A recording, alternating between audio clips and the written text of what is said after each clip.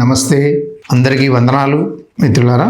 ఇవాళ మరొకసారి భూములు అనే అంశం మీద కొంత అవేర్నెస్ తీసుకురావాలనే ఉద్దేశంతో ప్రభుత్వం తీసుకునే నిర్ణయాల పట్ల మనకు కొంత అప్రమత్తంగానే ఉండాల్సి వస్తుంది కదా.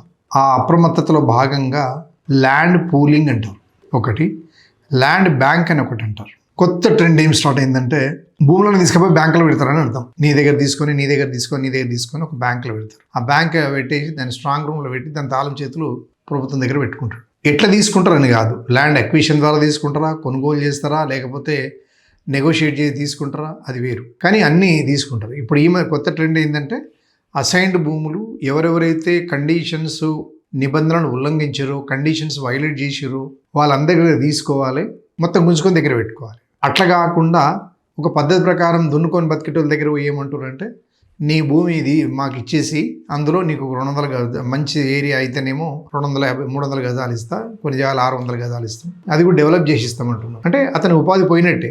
మా అయితే ఒక ఇల్లు కట్టుకుంటాడేమో, ఈ డెవలప్ చేసింది అమ్మితే ఏమైనా పైసలు వస్తాయేమో అంతే. అందుకని అది పెండింగే పెట్టిండు. అంటే అసైన్ ల్యాండ్స్ రెగ్యులరైజేషనా, నాట్ టు రెగ్యులరైజా ఇవన్నీ కాకుండా భూమి తను తీసుకునే ధోరణి ఎక్కువ పెరుగుతూ ఉంది. ఈ భూమి ఎంత తీసుకొని ఇంత పూల్ చేసి తన బ్యాంకులో పెట్టుకుంటుంది. ల్యాండ్ పూలింగ్ అంటేనేమో వెతకడం, ఎక్కడెక్కడ ఉంది ఏమేమి సంగతిని వెతుక్కొని తీసుకుపోయి బ్యాంకులో పడేయటం, అంటే తన దగ్గర పెట్టుకోవడం. అంతకుముందు ఏమో ఏపీఐసి ఉండి ఆంధ్రప్రదేశ్ ఇండస్ట్రియల్ ఇన్ఫ్రాస్ట్రక్చర్ కార్పొరేషన్, ఇప్పుడేమో తెలంగాణ ఇండస్ట్రియల్ ఇన్ఫ్రాస్ట్రక్చర్ కార్పొరేషన్.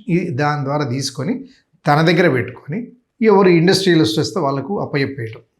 అతను ఇండస్ట్రీ ఎస్టాబ్లిష్ చేస్తాడా చేయడా కాదు, ఒక కాగితం మీద తీసుకొచ్చి నేను మొత్తం ఇది తీసుకొని వస్తున్నా, నాకు 500 ఎకరాలు ఇయ్యి, నేను ఇండస్ట్రీ పెడుతున్నా, ఇమ్మీడియట్గా 10,000 మందికి ఎంప్లాయ్మెంట్ ఇస్తా అంటే టెంప్ట్ అయిపోతుంది గవర్నమెంట్, అతనికి ఇచ్చేస్తుంది. 5-6 ఏళ్ళు ఉంటాడు, దాని లోన్లు తీస్తాడు, అమ్ముకొని వెళ్ళిపోతాడు. అది వేరే టాపిక్ అది. కానీ ఈ ల్యాండ్ బ్యాంకింగ్ అనే దాని గురించి చెప్పాలనుకుంటే ఇవన్నీ తీసుకున్నాం. ఈ ప్రయోగము వేరే రాష్ట్రాల్లో సక్సెస్ అయింది, కొన్ని రాష్ట్రాల్లో అది ఇంకా రూపురేఖలు లేదు. తెలంగాణలో మటుకు ఇంకా బిగినింగ్లోనే ఉంది. భూములను తీసుకొని ల్యాండ్ బ్యాంకింగ్ చేయటం, ఆ ల్యాండ్ బ్యాంక్ ద్వారా కొన్ని సేల్ చేయటము, ఇవన్నీ చేస్తాం. ఫ్రెండ్స్, ఏమవుతుందంటే మహారాష్ట్ర ఉంది. ఇప్పుడు మహారాష్ట్ర సిస్టమ్ ఏంటంటే అడవ ల్యాండ్ బ్యాంకింగ్ పెట్టారు. ఆ ల్యాండ్ బ్యాంకింగ్ ఎట్లా తీసుకుంటాడంటే ల్యాండ్ ఎక్విజిషన్ తీసుకుంటాడు, పర్చేజ్ చేస్తాడు, లేకపోతే నెగోషియేట్ చేస్తాడు, తను తీసుకుంటాడు. తీసుకొని యజమాని హక్కులు కోల్పోతాడు. భూమి మీద ఆధిపత్యం అంతా ప్రభుత్వానిదే ఉంటుంది. ఈ ఆధిపత్యం వచ్చిన తర్వాత ఇంకా విపరీతంగా వచ్చేస్తారు. ఇంకా వాడు ఫలానా మా దగ్గర భూమి మీద మీరు పెట్టుబడులు పెట్టండి, నేను భూమి ఇస్తాను, పెట్టుబడులు పెట్టు, ఈ పద్ధతి నడుస్తూ ఉంటాం. ఇది ఎక్కువ మహారాష్ట్రలో అయితే నాగ్పూర్, ఔరంగాబాద్, నాసిక్, పూణే ఇలాంటి వాటిల్లో బాగా భూమి సేకరిస్తారు.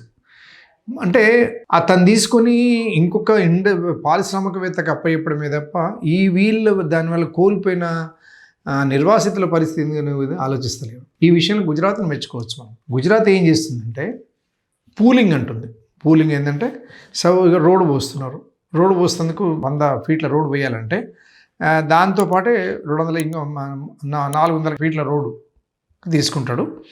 ఈ 200 ఫీట్లు డెవలప్ చేసి ఈ మిగతా 200 ఫీట్లు కొంత ల్యాండ్ ఓనర్ ఉంటే అతనికి ఇస్తున్నారు, డెవలప్ చేసి ఇచ్చేస్తున్నారు. నువ్వేమైనా చేసుకో, ఇంకా వ్యాపారం చేసుకో, ఏమైనా చేసుకో. At the same time rights ఉంటాయి ఆయనకు. ఈ డెవలప్మెంట్లో భాగంలో అతని ల్యాండ్ ఓనర్ను భాగస్వామ్యం చేస్తున్నారు.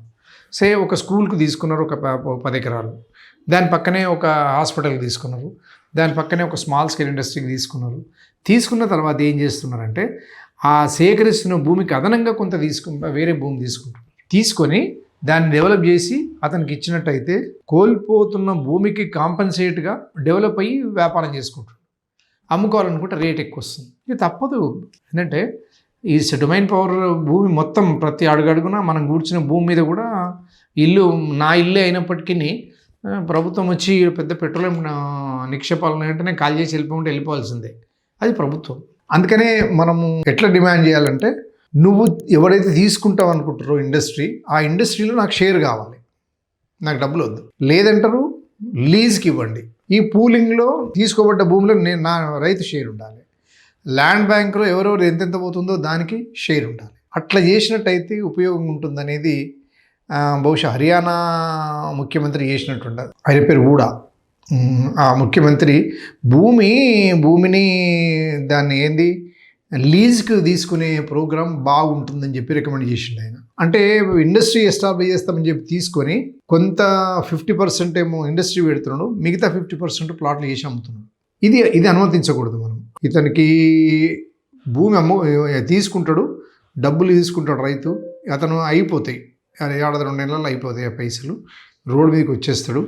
ఇతను ఇండస్ట్రీ చేయడు కానీ ఇతను బాగా డబ్బులు చేసుకొని వెళ్ళిపోతాడు. అట్లా కాకుండా ఈ ల్యాండ్ బ్యాంక్ అనే దాంట్లో తెలంగాణ రాష్ట్రంలో మన ముఖ్యమంత్రి గారిని, తర్వాత ఇండస్ట్రియల్ మినిస్ట్రీని కూడా మనం అందరం పబ్లిక్గా మనం ఏమి రిక్వెస్ట్ చేయాలంటే ఇది కరెక్ట్ కాదు.